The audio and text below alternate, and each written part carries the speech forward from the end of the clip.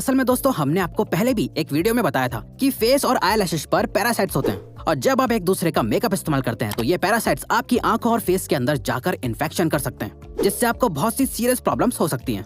वहीं दूसरी तरफ बॉयज एक दूसरे का रेजर इस्तेमाल कर लेते हैं, लेकिन क्या आप जानते हैं फेशियल हेयर और बियर्ड के अंदर भी डेड सेल्स और बैक्टीरिया होते हैं जो यूज्ड रेजर को इस्तेमाल करने से सीरियस इन्फेक्शन कर सकते हैं। आपको जानकर हैरानी होगी कि ऐसे बहुत से केसेस हैं जहां पर एक दूसरे का रेजर इस्तेमाल करने से लोगों को एड्स जैसी सीरियस बीमारी तक हो चुकी है। Mistake number 8, not cleaning the daily usable stuff. हम सभी अपनी डेली लाइफ में बहुत सारी चीजों का इस्तेमाल करते हैं, जैसे mobile phone, TV remote, switches, bed sheets and pillows, लेकिन इन सभी चीजों को बहुत रेयरली ही साफ करते हैं। क्या आप जानते हैं इन छोटी छोटी चीजों को रोज साफ करने से आप बहुत सी बड़ी बीमारियों से बच सकते हैं। असल में दोस्तों मोबाइल फोन, स्विचेस और रिमोट्स जैसी चीजों पर बहुत से माइक्रो बैक्टीरिया होते हैं जो आपके टच करने से आपकी बॉडी के अंदर एंटर कर जाते हैं। और इसके अलावा आपकी बेड शीट पर भी बहुत सारे डेड सेल्स और डस्ट होती है, जिससे आपके इम्यून सिस्टम पर बहुत बुरा असर पड़ता है और आप जल्दी जल्दी बीमार पड़ने लग जाते हैं। इसीलिए आपको अपनी डेली यूज करने वाली चीजों को हमेशा साफ और सैनिटाइज रखना चाहिए। Mistake number 7, covering your mouth with your hand while sneezing and coughing. आपने अक्सर लोगों को कहते हुए सुना होगा कि खांसते और छींकते वक्त हमेशा अपने फेस को ढक लेना चाहिए,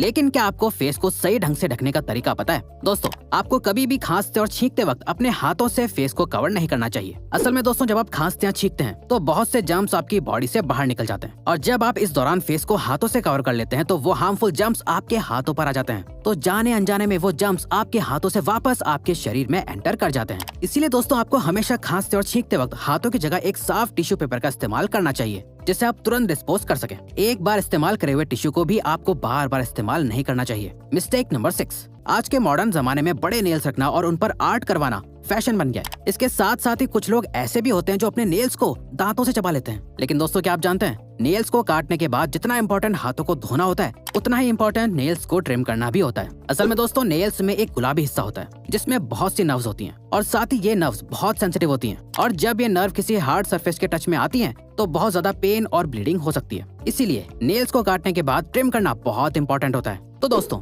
अगली बार अपने नेल्स को काटने के बाद ट्रिम करना ना भूलें। Mistake number 5, drinking water just after having food. आजकल लोग खाना कम खाते हैं और पानी ज्यादा पीते हैं, लेकिन क्या आपको पता है ऐसा करना आपके इम्यून और डाइजेस्टिव सिस्टम के लिए बहुत खतरनाक हो सकता है। चलिए हम आपको बताते हैं। असल में खाना खाने के तुरंत बाद पानी पीने से डाइजेस्टिव सिस्टम पर बहुत बुरा असर पड़ता है। दरअसल जब आप खाना खाते हैं तो उसके तुरंत बाद ही आपके पेट में हाइड्रोक्लोराइड एसिड और इसके ही जैसे दूसरे एसिड्स बनने लगते हैं जो फूड को डाइजेस्ट करने में मदद करते हैं। और जब आप इस दौरान पानी पी लेते हैं तो इन एसिड्स में पानी मिल जाता है, जिससे एसिड्स की इंटेंसिटी कम हो जाती है और खाना पूरी तरह से डाइजेस्ट नहीं हो पाता है, जिससे अल्टीमेटली पूरा डाइजेस्टिव सिस्टम बिगड़ जाता है। इसीलिए आपको खाना खाने के बाद पानी नहीं पीना चाहिए, लेकिन अगर आप चाहें तो खाना खाने के बाद 1 या 2 घूंट पानी पी सकते हैं, पर उससे ज्यादा पानी खतरनाक हो सकता है। Mistake number 4, neglecting intimate hygiene. बात जब पर्सनल और इंटीमेट हाइजीन की आती है तो मेल और फीमेल दोनों ही इसे इतनी इंपॉर्टेंस नहीं देते हैं जितनी वो अपने बाकी बॉडी पार्ट्स को देते हैं। दोस्तों बॉडी के बाकी हिस्सों की तरह आप लोगों को अपने इंटीमेट एरिया को भी रेगुलरली क्लीन और ग्रूम करना चाहिए, लेकिन इसके साथ साथ आपको ये भी ध्यान रखना चाहिए कि आप इसके लिए सही प्रोडक्ट्स को ही इस्तेमाल करें। असल में नॉर्मल सोप्स में बहुत से हार्श केमिकल्स होते हैं जो आपके इंटीमेट एरिया में इरिटेशन और इन्फेक्शन कर सकते हैं और नेचुरल बैक्टीरियल बैलेंस को डिस्टर्ब कर सकते हैं। इसीलिए आपको इंटीमेट एरिया के लिए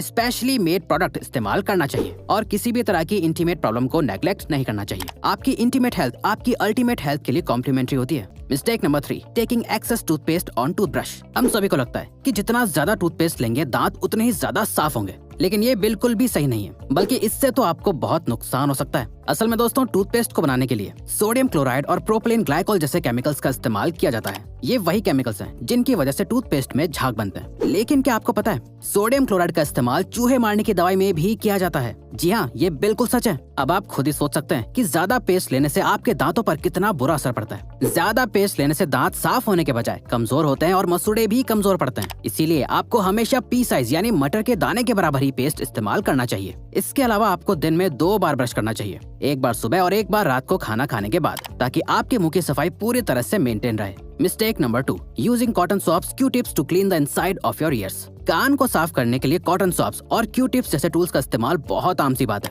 लेकिन क्या आपको पता है इन चीजों का इस्तेमाल आपके कान के लिए बहुत खतरनाक साबित हो सकता है। कान हमारे 5 सेंस ऑर्गन्स में से एक ऑर्गन होता है जो बॉडी का बहुत ही नाजुक हिस्सा होता है। दरअसल दोस्तों कान की इनर कैविटी बहुत ही नाजुक होती है जो कॉटन स्वॉप्स और क्यू टिप्स जैसी शार्प चीजों से डैमेज हो सकती है। इसके अलावा क्यू टिप्स असल में वैक्स को कान के अंदर और ज्यादा पुश कर देती है, जिससे अल्टीमेटली ईयर ड्रम के डैमेज होने के चांसेस बढ़ जाते हैं और आप अपनी सुनने की शक्ति खो सकते हैं। इसीलिए अगर आप अपने कान को साफ करना भी चाहते हैं तो इन टूल से आपको सिर्फ अपने कान के आउटर हिस्से को साफ करना चाहिए। कान के अंदर की डीप सफाई तो आपको किसी प्रोफेशनल डॉक्टर से ही करवानी चाहिए, या फिर अगर आप खुद भी अपना कान साफ करना चाहते हैं तो इससे पहले कान साफ करने के सारे इंस्ट्रक्शन समझ लें ताकि आपको कोई नुकसान ना पहुंचे। Mistake number 1, cleaning face in the wrong way. दोस्तों, हर काम को करने का एक तरीका होता है, चाहे वो अच्छी राइटिंग करना हो या फिर अपने चेहरे को साफ करना ही क्यों ना हो। तो दोस्तों, क्या आपको चेहरा साफ करने का सही तरीका पता है? चलिए हम आपको बताते हैं। आपको कभी भी अपने फेस को जोर से रगड़कर साफ नहीं करना चाहिए। फेस की स्किन बॉडी की स्किन से ज्यादा सेंसिटिव और पतली होती है, और जब आप इस सेंसिटिव स्किन को रगड़ते हैं तो इससे स्किन के फटने और सेल्स के मरने के चांसेस बढ़ जाते हैं,